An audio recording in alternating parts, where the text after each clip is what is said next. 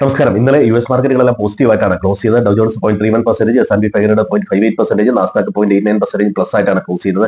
American പ്രസിഡന്റും Chinese പ്രസിഡന്റും തമ്മിലുള്ള കൂടിക്കാഴ്ച ഈ ഒക്ടോബർ 30 രണ്ട് രാജ്യങ്ങളും സ്ഥിരീകരിച്ചതിനെ തുടർന്ന് അമേരിക്കൻ മാർക്കറ്റ് ഇന്നലെ പോസിറ്റീവിൽ ക്ലോസ് ചെയ്തു. യുഎസ് സോഫ്റ്റ്വെയറുകൾ ചൈനയിലേക്ക് എക്സ്പോർട്ട് ചെയ്യുന്നതിനൊക്കെ ചെറിയ സാങ്ഷൻസ് ഏർപ്പെടുത്തിയിരുന്നു. ഇപ്പോൾ ഇക്കാര്യങ്ങൾക്കെല്ലാം ഒരു പരിഹാരമാവുമെന്നാണ് വിചാരിക്കുന്നത്. അപ്പോൾ മാർക്കറ്റ് ആ ഒരു ശുഭപ്രതീക്ഷയിൽ യുഎസ് മാർക്കറ്റുകളെല്ലാം പോസിറ്റീവിലാണ് ഇന്നലെ ക്ലോസ് ചെയ്തത്. കഴിഞ്ഞ 2 ദിവസം മുമ്പ് വളരെ നെഗറ്റീവായിട്ട് NBA ഒക്കെ റിപ്പോർട്ട് ചെയ്ത പല റീജിയണൽ ബാങ്കുകളും പോസിറ്റീവായിട്ട് റിസൾട്ട് വന്നതുമൊക്കെ അമേരിക്കൻ മാർക്കറ്റിനെ പോസിറ്റീവിൽ ക്ലോസ് ചെയ്യാൻ സഹായകരമായിട്ടുണ്ട്. ഇനി ഇന്ത്യൻ മാർക്കറ്റുകൾ ഇന്നലെ പോസിറ്റീവിലാണ് ക്ലോസ് ചെയ്തത്. ഏതാണ്ട് 26,104 ഇന്നലെ 26,277 ഓൾ ടൈം ഹൈ ലെവല്.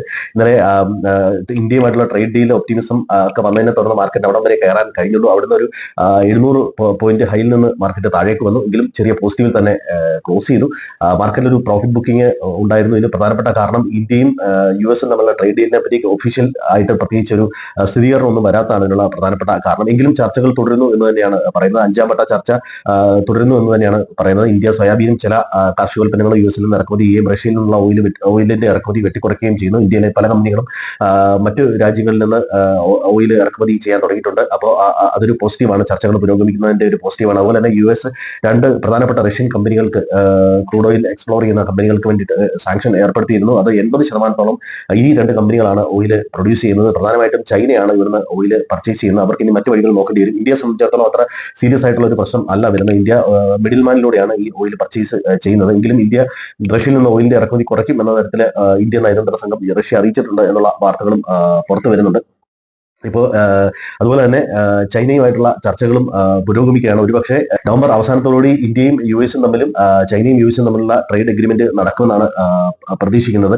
അതുപോലെ തന്നെ ഇന്ത്യയിലെ റീറ്റെയിൽ സെയിൽസ്, പ്രത്യേകിച്ച് വണ്ടികളുടെ വിൽപ്പന നല്ല രീതിയിൽ വർദ്ധിച്ചിട്ടുണ്ട്. ഈ ദീപാവലിയോടനുബന്ധിച്ച് പ്രധാനമായിട്ടും GST കട്ടൊക്കെ വന്നതിന് ശേഷം നല്ല രീതിയിൽ കൂടിയിട്ടുണ്ട്. ഒരുപക്ഷെ അത് അടുത്ത കമ്പനികളുടെ റിസൾട്ടിൽ അത് റിഫ്ലക്ട് ചെയ്യാനുള്ള എല്ലാവിധ സാധ്യതകളുമുണ്ട്. അപ്പോൾ ഇന്ത്യൻ മാർക്കറ്റിനെ സംബന്ധിച്ച് വരുന്ന ന്യൂസുകളൊക്കെ പോസിറ്റീവാണ്. ഈ ട്രേഡ് ഡീലിന് ഒരു സ്ഥിരീകരണം വരാതാണ് മാർക്കറ്റ് താഴെ വന്നത്. അതുപോലെ ഇൻഫോസിസിന്റെ ബൈബാക്കിൽ നിന്ന് പ്രൊമോട്ടർമാരായ നാരായണമൂർത്തി, സുധാമൂർത്തി, നന്ദൻ നിലയിൽ എന്നിവർ വിട്ടു നിൽക്കുമെന്നുള്ള വാർത്ത ഇൻഫോസിസിന്റെ ഓഹരി വീഴാൻ ഇടയായി. അതുകൊണ്ട് H1B വിസയ്ക്ക് അമേരിക്ക നിലപാട് അയഞ്ഞതും IT കമ്പനികൾക്ക് ഇന്നലെ പോസിറ്റീവായിട്ട് വന്നിട്ടുണ്ട്. H1B വിസ സെപ്റ്റംബർ 21 ശേഷം അപ്ലൈ ചെയ്യുന്നവർക്ക് മാത്രമേ ആപ്ലിക്കബിൾ ആവൂ എന്നുള്ള തരത്തിലുള്ള വാർത്തകളാണ് പൊതുവെ വന്നത്. വീണ്ടും ഫോറിൻ ഇൻസ്റ്റിറ്റ്യൂഷൻസ് ഇന്ത്യയിൽ ബയേഴ്സായി 5ാമത്തെ ദിവസമാണ് അവർ ബൈ ചെയ്യുന്നത്.